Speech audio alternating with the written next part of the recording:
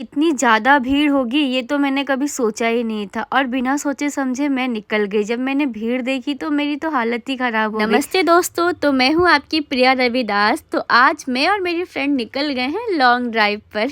ना बाबा, long drive पर नहीं, आज हम जा रहे हैं भोपाल के बहुत ही फेमस मंदिर जिसका नाम है भोजपुर।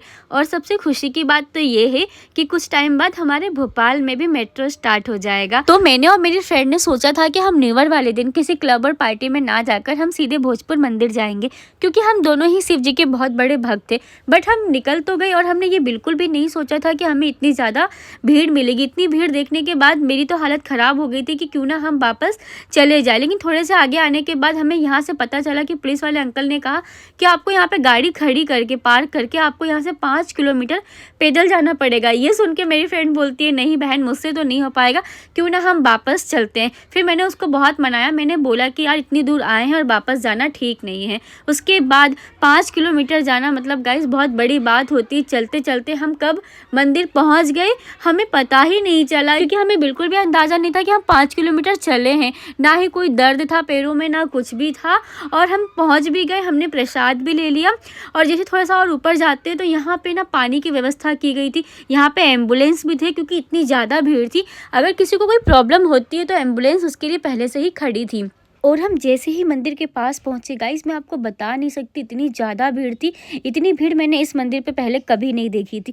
लोग पुलिस वाले से बहस कर रहे थे कि हमें सीधे मंदिर के अंदर जाने दो, क्योंकि वहाँ का मेन गेट बंद कर दिया गया था। और वो बोल रहे थे, समझा रहे थे कि आपको पीछे लाइन लगी हुई है, आपको वहाँ से जाना पड़ेगा। फिर मेरी फ्रेंड ने कहा कि हम लोग भी वहीं चलते हैं। फिर हमने देखा इतनी लंबी लाइन लगी हुई थी। फिर मेरी फ्रेंड ने कहा कि यार अगर हम लाइन में लगे तो हमें शाम हो जाएगी, इसीलिए हम बाहर से ही दर्शन कर लेते हैं और प्रसाद चढ़ा देते हैं, क्योंकि हमें नहीं पता कि हमें जाते टाइम कितना टाइम हो जाएगा और कितनी ट्रैफिक मिलेगी। फिर हम वहाँ से निकल गए। मैं निकली रही थी, पीछे से 2 लड़कों ने मुझे आवाज़ दी और कहा कि आप प्रिया रविदास हो। मुझे तो बड़ी खुशी हुई अंदर से कि चलो किसी ने तो मुझे पहचाना।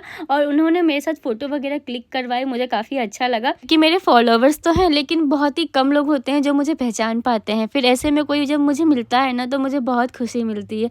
फिर मैं वहाँ से निकल गई। निकलते टाइम भी देखा कि शाम होने ही वाली थी, लेकिन फिर भी भीड़ बढ़ती ही जा रही थी। और जाते टाइम हम तिलक नहीं लगवा पाए थे, इसीलिए हमने आते टाइम तिलक लगवाया। और फिर हम आगे पहुँचे। फिर हमने देखा एक अंकल जी स्नेक लेके बैठे हुए थे। मेरा बहुत मन था कि उसको मैं गले में डालूं, बट अंकल ने कहा बेटा रिस्क मत लो। मेरी फ्रेंड कब पापड़ की दुकान पर पहुँच गई मुझे पता ही नहीं चला, क्योंकि गाइस हम सुबह से निकले हुए थे और बहुत ज़्यादा भूख भी लग रही थी। इससे तो कंट्रोल ही नहीं हो रहा था, इसीलिए इस पापड़ लेने पहुँच गई और मैं पानी का पाउच लेकर आ गई। दोनों ने मिलकर पापड़ खाया, क्योंकि और कुछ था नहीं वहाँ पे। और फिर हमें भांग की दुकान देखी, हमने कहा भांग पीते। फिर मेरी फ्रेंड ने मुझे मना कर दिया कि नहीं भांग नहीं पीना है, क्योंकि हमें गाड़ी भी चलानी है। फिर हम फाइनली हम लोगों ने महादेव जी के दर्शन कर लिए और हम घर के लिए निकल चुके थे। हम दोनों बहुत बहुत बहुत खुश थे, लेकिन रास्ते में इतना ट्रैफिक मिलेगा ये नहीं पता था। ट्रैफिक में ही हमें शाम हो गई।